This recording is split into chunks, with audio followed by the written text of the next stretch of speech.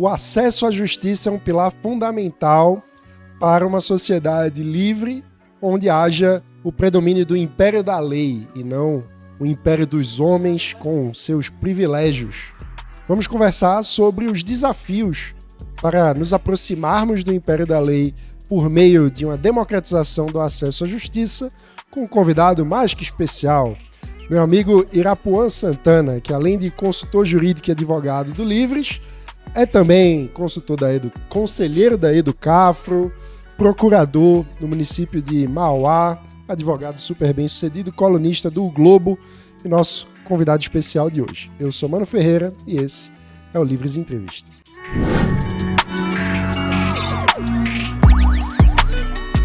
Ira, saudade de você, bem-vindo de volta à Casa Livres. Fala, meu querido, obrigado aí pelo convite, pela abertura de espaço. Como a gente estava falando hoje, né, tem muita gente na equipe que eu ainda não conheço direito, então depois vou dar uma rodada aí. Mas é isso, a gente ficou um tempinho aí cuidando da saúde, tudo, agora estamos voltando. E voltando com tudo, lançando a segunda edição do seu livro Acesso à Justiça, uma análise interdisciplinar. Conta pra gente o que é o livro, qual é a tese dele. Cara, então, esse livro foi fruto da minha tese de doutorado, né, que eu defendi em 2020. E eu, assim, como era um processo, né, que foi uma coisa toda de fazer a tese de doutorado e tudo, foi bem no meio da pandemia, minha filha tinha acabado de nascer, então, assim, vocês imaginam como foi loucura, mas, assim, o principal ponto, eu acho que pra mim, assim, era que falar de processo por si só não me satisfazia do ponto de vista intelectual, da minha curiosidade, do desafio. Então eu tentei pensar um pouco mais fora da caixinha, como eu sempre tento fazer as coisas, e beber de outras fontes, que não apenas o direito. Então, a primeira coisa que eu pensei assim foi fazer uma pesquisa empírica, né? E aí teve a ajuda do Daniel Duque, que todo mundo também já conhece. Associado Livres também. E, inclusive, foi ele que depurou os dados, que eu, obviamente, não sei. Obviamente, eu não sei. Então, ele fez a depuração dos dados, eu bebi, além da estatística e da economia também, que eu comecei a fazer alguns cálculos em relação à segurança jurídica também, ou como que o processo, as ações, ou mesmo o serviço do Poder Judiciário, eles impactam na vida do mais pobre, né? Quando a gente vai falar sobre o CNJ, o Supremo, a gente só pensa em pessoas ricas, aquela coisa do poder, e quem está lá na ponta que realmente precisa, como é que fica, né? E juntando isso tudo, eu também coloquei uma análise da psicologia social, que eu também contei com a Andressa, né? Eu conversei com um monte de psicólogo, e Andressa é minha mulher. Isso. E juntei isso tudo no liquidificador, bati e saiu a tese. E aí, graças a Deus, nesse meio tempo, foi bem na pandemia, então a gente não teve a oportunidade de fazer lançamento e tudo, mas ainda assim, a primeira edição foi esgotada. E aí, depois, né, para fazer uma segunda edição, a Saraiva aceitou o desafio, né? Aceitou o projeto, e agora a gente teve com um pouco mais de tempo, um pouco mais de reflexão, a gente conseguiu fazer um pouco de aprofundar alguns debates que eu já trazia na primeira edição, e também tentei analisar um pouco de reflexo do acesso à justiça no mundo pós-pandêmico, né? Como eu defendi a tese, foi em junho ou julho de 2020. Então estava um negócio ainda muito sem saber para onde a gente ia, né? No meio da pandemia. Foi bem assim, na primeiro auge, né, da pandemia. Teve outros picos. E aí, uma das perguntas que se colocava era, poxa, o que você acha da audiência digital, ou, enfim, de você consultar o juiz pelo meio digital e tudo. E depois eu acabei respondendo isso também nesse livro, que eu acho que é importante a gente também contextualizar tudo. Então, é um livro curto, né? Mas eu acho que eu, pelo menos, vou ali tratando de alguns pontos que não tento inventar a roda, porque eu acho que não faz sentido, mas eu enfrento alguns pontos que eu acho que eram mitos. E ali eu começo a tentar quebrá-los um pouco. Muito bom. Vamos botar a bola no chão, então. Como a gente pode exemplificar o desafio do acesso à justiça no Brasil. A justiça brasileira é para todos? Todo mundo já sabe a resposta. Ai, gente, eu vou ser cancelado com esse vídeo. Mas olha só. Então, cara, eu acho que o Brasil, ele tem uma boa visão em tese do que é o acesso à justiça. Se a gente for parar e pensar sobre como o pobre acessa à justiça, você vai ver que a gente aqui tem mecanismos que são melhores, por exemplo, do que Estados Unidos e Inglaterra. Defensoria Pública. Defensoria Pública, justiça gratuita, entendeu? Então, assim, lá atrás, no meio da década de 70, o Mauro Capelletti, que é um cara que foi estudar todas as justiças do mundo, ele falou, cara, uma das coisas que a gente precisa enxergar é como baratear a justiça. Justamente porque lá na Europa, nos Estados Unidos, era muito caro. Inclusive, todo mundo fala muito bem da justiça dos Estados Unidos, que acaba sempre em acordo, mas só acaba em acordo por conta da economia. Porque é tão caro você continuar com isso que o cara quer resolver logo aquilo ali por um acordo. Todas as partes, né? Querem resolver logo. Então, aqui, por ser também uma composição completamente diferente, a gente realmente precisa olhar para isso. E aí teve, né, a criação da justiça gratuita, teve a criação das defensorias, né? Então, eu acho que isso tem esse lado bom, esse esforço. O problema é que, na prática, a gente não consegue fazer com que essas pessoas realmente vá se valer dessa questão. Eu peguei um caso agora, bem recente, tem umas 2 semanas, assim, de uma moça que eu nunca vi na vida, que ela precisava que a mãe dela fosse internada. E não tinha como, a defensoria estava na fila, o pessoal do Rio, ela não conhecia, aí deram o meu telefone, ela chegou até mim.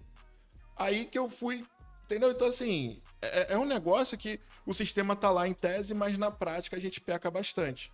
Então, infelizmente, quando a gente vai falar de acesso à justiça, a gente tem que enxergar também que metade da população é muito pobre, né? E essa galera não tem acesso a advogados. E antes disso, mano, as pessoas sequer sabem quais são os seus direitos. E aí eu vou te dar um outro exemplo meu. Esse livro, assim, essa coisa é muito da minha história, porque quando eu era moleque, eu queria ser militar, olha só, gente. E aí, eu fiquei no exame de vista. Eu passei em tudo, mas fiquei no exame de vista. Só que tem que no exame de vista, o edital, ele aceitava até 1 grau de miopia. Eu tinha meio. Aí eu recorri, eles não aceitaram, e a gente largou de mão. No 5º período, eu descobri o que era mandado de segurança. Com o mandado de segurança, eu estava dentro. Hoje vocês não teriam um advogado aqui falando. E foi um raro caso em que foi bom. Mas assim, não chega a informação de que com um advogado você consegue fazer a coisa. Então, para além de você ter a informação, antes disso, eu falo muito disso da pobreza. O problema da pobreza não é exatamente a falta de dinheiro, é a falta de acesso à informação.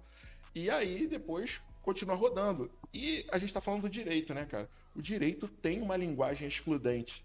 Então, muitas vezes, o juiz vai falar pra caramba, julga procedente o pedido, e o cara pergunta pro advogado, doutor, eu ganhei, eu perdi. Então, a pobreza e o acesso à justiça no Brasil passa muito por esses pontos. Não à toa, o IRA já teve uma iniciativa na TV ou na Rádio Justiça, né? Para descomplicar a linguagem do direito e tornar o direito mais acessível. E muitas vezes eu sou criticado por falar gíria quando não precisa. Então, mas enfim, paciência. Ô Ira, mas qual é o maior gargalo do ponto de vista do funcionamento da justiça para que haja a efetividade da justiça para todos? Para mim, o maior gargalo está na Constituição. Nós temos, e aí a gente vai falar basicamente de liberalismo. A gente tem uma Constituição que promete muito e um Estado que não entrega nada. Quando veio, né, essa Constituição de 1988, obviamente que foi um avanço, mas o fato de que aquilo ali veio dentro de um movimento também do direito constitucional, de falar que aquelas normas têm que ser observadas obrigatoriamente no mundo real, isso gerou uma demanda grande a partir da falta de serviços públicos que a gente tem. Então, se a gente tem uma Constituição que promete muito e um Estado completamente ineficiente, Obviamente que a pessoa não conseguir pelo executivo, vou para o judiciário. E aí a gente tem o caso que eu te falei agora sobre a questão da saúde. A gente teve um boom absurdo que continua sendo a ação que mais cresce anualmente no Brasil, é de direito à saúde, porque as pessoas não conseguem atendimento no SUS e aí vão até o judiciário. O judiciário, eventualmente, assim, na maioria das vezes, concede a tutela. E aí você tem um comprometimento, por exemplo, de secretarias de saúde de 70%, 80% do orçamento para atender liminar. Né? Então, esse ponto é muito difícil. E aí a gestão que já era ineficiente fica ainda mais ineficiente, porque no lugar de conseguir fazer um critério técnico, tentar ter uma fila minimamente racional de acordo com a complexidade, a gravidade dos casos de saúde, o juiz manda na fila. Exatamente. E aí, assim, mas aí que tá. O problema não é exatamente o juiz dar conta. Porque o cara recebe uma petição com documentação médica falando assim, se essa pessoa não se internar agora, ela vai morrer. Tu vai ficar na mão? Qual é o juiz que vai dizer? Não precisa. Olha, tem que seguir a fila. E aí é difícil, realmente. E aí por isso que a gente fala muito na questão institucional. Né? A gente tem que falar que o problema do judiciário é anterior, é político. Né? Então, passa muito por isso que a gente fala aqui no Livres, sobre eficiência, sobre alocação de recursos, sobre parcerias público-privadas, todas essas questões. Eu acho que está muito ali, porque no final de contas, tudo está na Constituição, né? A gente tem 226 artigos, a gente tem mais um... Não, mentira, a gente tem mais 226 artigos, agora eu não lembro mais, mas tem muitos.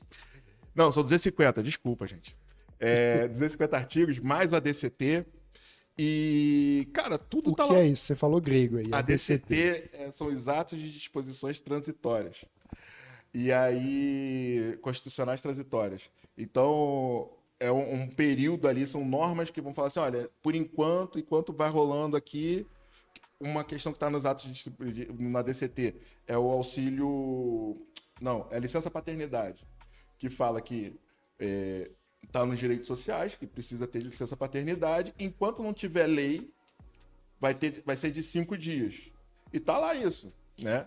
Então... E está tramitando atualmente no Congresso. O Livres, inclusive, participou de um grupo de trabalho que discutiu uma regulamentação da licença paternidade mais de 30 anos depois da promulgação da Constituição. Exatamente. Então, assim, enquanto tá rolando o ADCT, enquanto não tem a lei, o ADCT regula, né? E também passou pelo Supremo, acho que foi um caso bem interessante, assim. E é isso, né, cara? Esse negócio ficou perdido, né? Enquanto isso, eu senti na pele isso, que quando a Bia nasceu eu fiquei 5 dias só. Aí você tira férias, faz assim, faz assado. Teve movimentos interessantes do governo, agora eu não sei qual foi, mas que incentivou, fez os incentivos para as empresas adotarem uma licença paternidade maior. E eu acho que a gente precisa ter isso. Enquanto na saúde a gente tiver essa bagunça, e no restante, a gente fica nesse meio termo. E aí a gente pode ir para várias questões sobre, por exemplo, o índice de confiança das pessoas nas instituições, que são sempre baixíssimos, né? E é isso, o Estado promete muito, o ministro Barroso até fala, né? A Constituição promete tudo, até só não traz o seu amor em 3 dias, mas também, né, por outro lado, acaba não entregando. E aí você tem esse ciclo vicioso que é terrível. Um dos problemas também eu sinto na justiça, e aí eu queria que você dissesse até que ponto o meu sentimento está corroborado pelos dados, é que a gente tem um volume de recursos muito grande no Brasil, né? No sentido de que isso leva o tempo de uma resolução de processo a ser muito alto. O Brasil está fora da curva do mundo nesse sentido? Tá. Cara, então, a lentidão, né, é um dos principais problemas da justiça no Brasil. Inclusive, quando saiu o Código de Processo Civil lá em 2015 para 2016, a ideia era tentar combater isso. E aí tem um primeiro problema, que a gente fala dos números de processo que a gente tem e tal, que passa por esse lance da Constituição e tudo mais. O nosso problema hoje de tramitação, na verdade, se dá na execução. Não é nem de dar a sentença ou transitar em julgado. É a execução, você concretizar aquilo que o juiz determinou. Isso aí tem 1 milhão de livros a respeito, inclusive. Mas com relação aos recursos, a gente também poderia diminuir muito. Teve um movimento que eu achei que foi importante, por exemplo, de colocar, se você perdeu, aí você, beleza, você vai recorrer. Aí só que se você recorrer e perder, aumenta o dinheiro que você vai pagar de condenação. Sempre vai fazendo isso. Então, primeira para segunda instância. Para aumentar o custo do recurso improcedente, né? Exatamente. Então, assim, existe isso que eu acho que foi uma coisa interessante, porque no final das contas era muito mais fácil você recorrer, porque não ia aumentar substancialmente, então você vai recorrendo. Agora não, agora, pô, de 10 você pode aumentar para 15% de honorários, ou de 15 para 20. Então fica um negócio assim, que até do ponto de vista de organização do poder público para recorrer das decisões, o pessoal já dá uma segurada, né? Então teve isso de avanço. Mas o problema dos recursos nossos não é exatamente da sociedade. O problema está na confiança que a sociedade tem para um serviço público que é prestado de maneira ruim. Porque a sociedade não confia que aquela decisão foi correta, foi justa. E aí isso passa por você tem a lentidão, mas também tem um outro problema. Questões iguais são julgadas de maneira diferente. E aqui quem estiver vendo vai se lembrar, sabe, tipo, ó, eu entrei com uma ação, meu vizinho entrou com outra que é da mesma coisa. Meu vizinho ganhou e sempre a gente que perde, né? Então isso faz com que a gente não tenha essa confiança. Pô, se o cara, o juiz e o judiciário não sabe o que vai colocar, eu vou entrar em loteria, então eu vou recorrer até eu ganhar. E isso tem um volume significativo. Eu fiz esse cálculo. Mentira, foi o Duque. Mas assim, eu enxerguei e pedi pra ele. Eu pedi pra ele, porque algumas das perguntas do meu questionário falavam assim: se você perdeu e tá justificado e tal, já te convenceu que fez um trabalho decente, você recorre? Não. Uma galera falou isso. Só que aí mais pra frente, essa foi a pergunta número 6, se eu não me engano. Aí eu fui deixando, na pergunta 10 eu falo assim: se o judiciário ainda não tem uma palavra final sobre aquela matéria, você vai recorrer até não perder mais? Uma galera falou que sim. E aí, de acordo com o percentual que rolou, eu falei assim, olha, tem gente que falou que não recorreria lá e que passar a recorrer aqui. 63% das pessoas fizeram essa mudança. E aí eu fiz esse cálculo, assim, são centenas de milhares de recursos que não chegariam no STJ e no Supremo se eles tivessem a jurisprudência, né, que são as decisões dele, estabilizadas. Você não ficar assim pulando de um lado para o outro de uma maneira bem indevida, por assim dizer. É impressionante esse número, né? Porque, enfim, na prática, exatamente. Se é uma loteria, eu vou tentar a sorte mais uma vez. Exato. Mas como que desata esse nó pra gente deixar de ter cada juiz um mundo em uma cabeça e ter a lei valendo igual, independentemente da cabeça do juiz que foi sorteado para julgar? Sim, eu acho que esse é o nosso grande desafio quando a gente vai falar de instituições extrativistas e tudo mais, assim. Porque os próprios tribunais superiores, eles não fazem valer as próprias decisões. E assim, a gente está falando aqui de processo civil, mas todo mundo vai lembrar a prisão em segunda instância. Na prisão em segunda instância, depois de trocar 3 vezes de entendimento, quando perdeu, foram 4 vezes no final, né? Mas assim, na terceira vez que estava, agora vale prisão em segunda instância, alguns ministros aceitavam habeas corpus quando o réu tinha sido condenado, porque não era um recurso extraordinário que estava se tratando. Ou seja, o nomezinho que tá da ação mudava o entendimento do cara. E aí, assim, com todo respeito, não faz sentido. Se a matéria é a mesma, o caso é o mesmo, não, olha só, eu vou aceitar porque é habeas corpus, então o recurso extraordinário, que foi onde a gente decidiu, ele só vale para quando a gente julgar o recurso extraordinário. No habeas corpus não vale. Assim, eu considero, inclusive, que processualmente está errado. Mas vamos dizer que processualmente estivesse fosse uma interpretação aceitável. A mensagem que passa para a sociedade é que o Supremo não está respeitando a própria decisão. E esse ano, na atualização, eu fui além um pouco, assim, e tem recursos específicos para unificar a jurisprudência. Em vários momentos, o STJ e o Supremo, eles deixam de analisar esses recursos porque eles não querem. E aí você pega a coisa do tipo, o STJ não quis olhar, esse é um dos... Não, mentira, foi o Supremo, ele não quis olhar um caso porque tinha sido o plenário que já tinha decidido a respeito. Pô, mas se o plenário decidiu de um jeito e depois decidiu de outro, é óbvio que ele precisa dar a decisão para unificar tudo.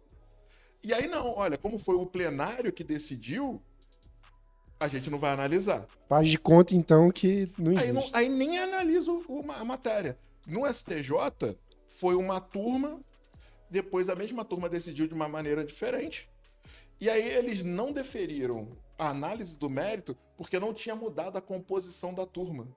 Aí eu falei, pior ainda. Então, assim, tem coisas assim que eles entram num formalismo que acaba não indo pro ponto principal, que é, cara, vocês têm uma função que é de unificar as coisas. Então, o juiz de primeira instância, ele olha aquela bagunça lá em cima, ele vai colocar para qualquer lado. Por quê?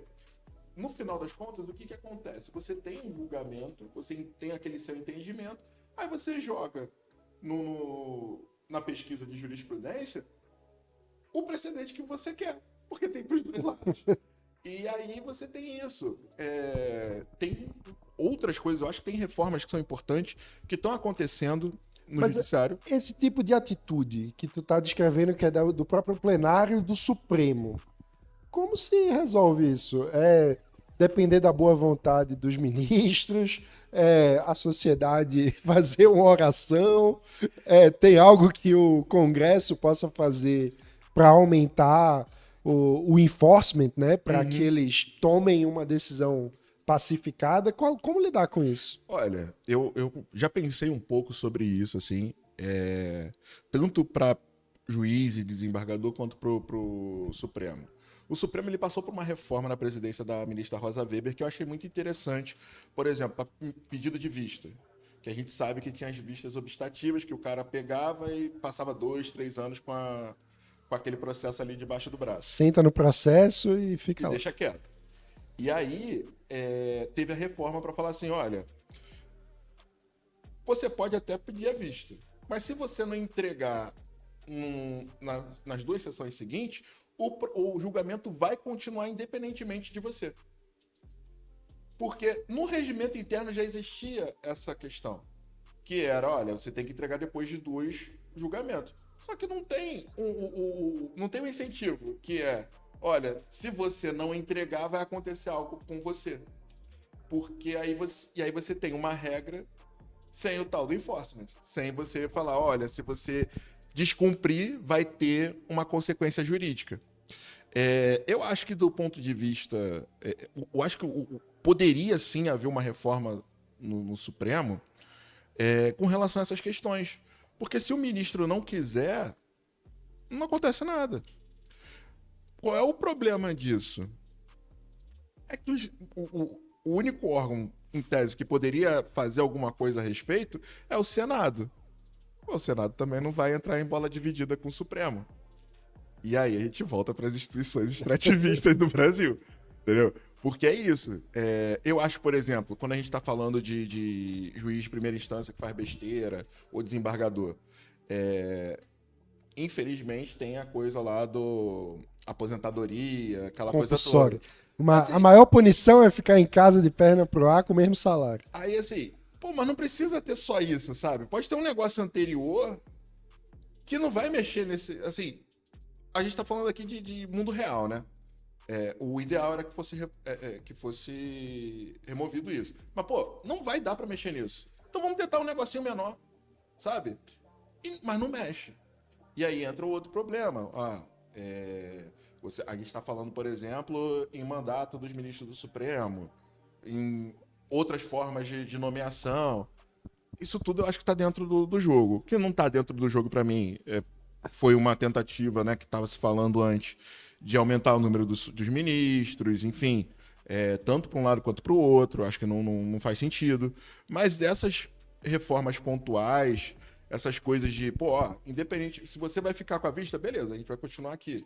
Isso ajuda. Mas o que é que você acha dessa questão dos mandatos para ministro do Supremo? Porque o meu instinto é que se você limita o tempo, você vai aumentar a variação dos ministros, então a composição da corte vai ficar mais instável. E eu não consigo entender como aumentar a instabilidade da composição da corte poderia aumentar a segurança das decisões. Eu acho que aí falta o lance da institucionalidade. Se você pegar a Inglaterra, você entende, por exemplo, que decisões tomadas em 1980 são consideradas novas. Aqui em 6 meses a gente muda tudo. O mesmo ministro, a gente consegue mudar tudo.